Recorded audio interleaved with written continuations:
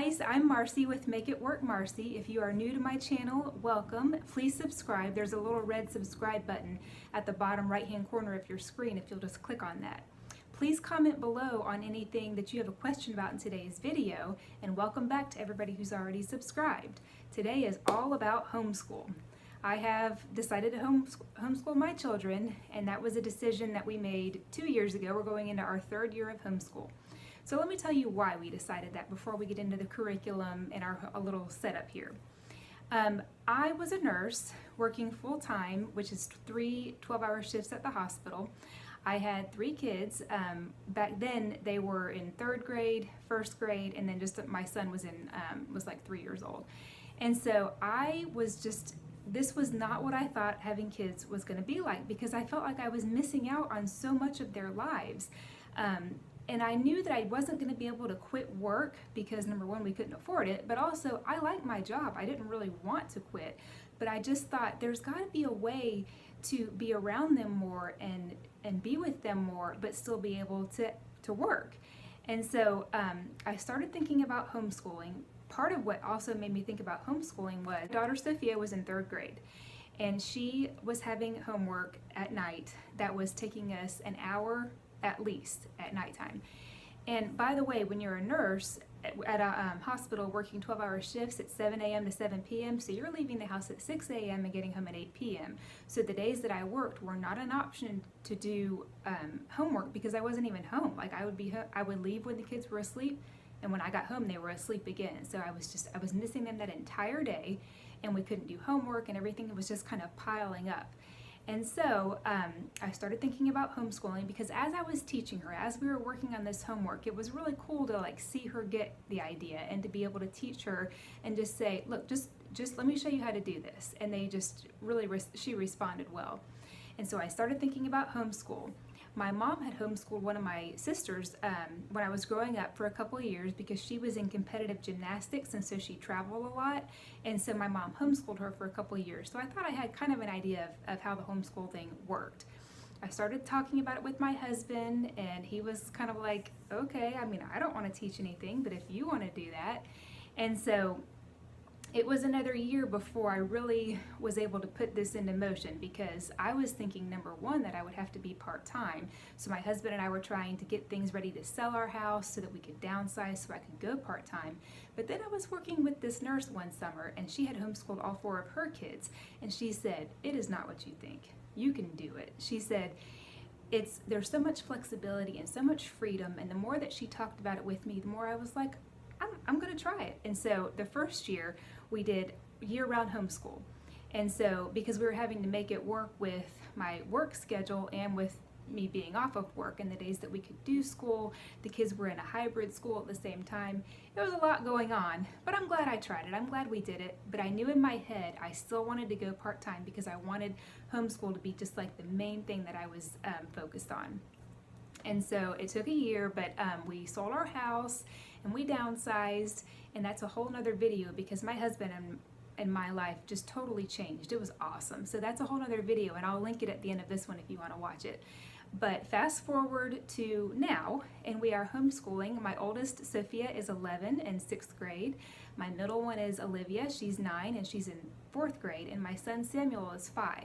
He is the first one that I am homeschooling from the beginning. The girls had gone to a private little kindergarten at this church that was near us where we used to live, and I loved it. I mean, that was a cool, they knew how to read when they were done. It was 10 kids in the class. It was really, really good. But when we moved, it wasn't an option because it was too far away. So my son, I've started homeschooling him just from the beginning, and I'll keep you updated to how that goes. And I definitely want to show you his curriculum because it's given me the confidence that I needed to say I'm just going to homeschool him from the beginning.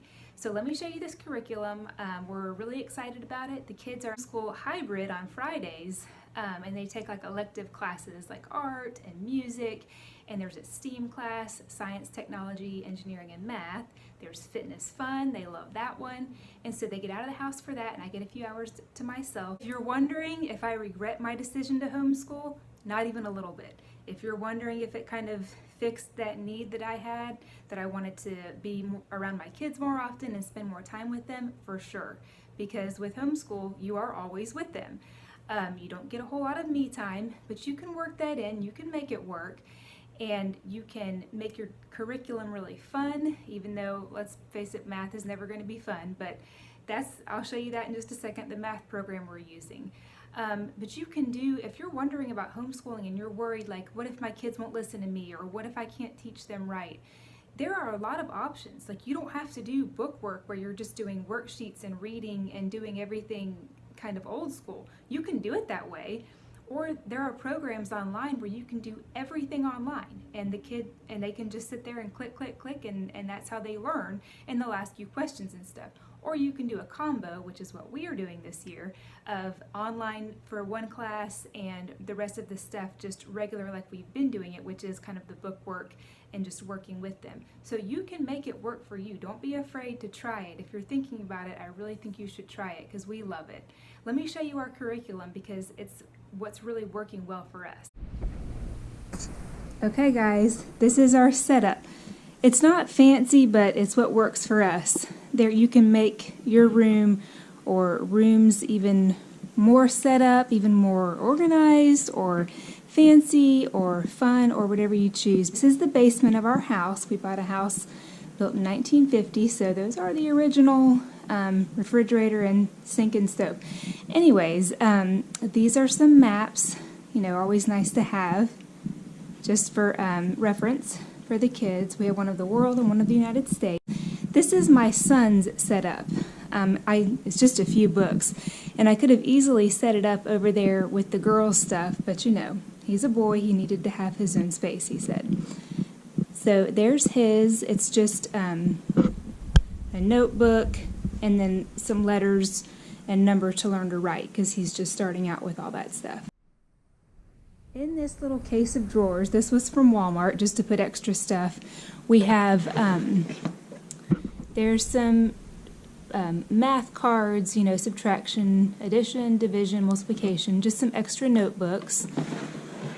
Then in this one we have, this is crayons and pencils and stuff, and just extra books and stickers and a little guess who game.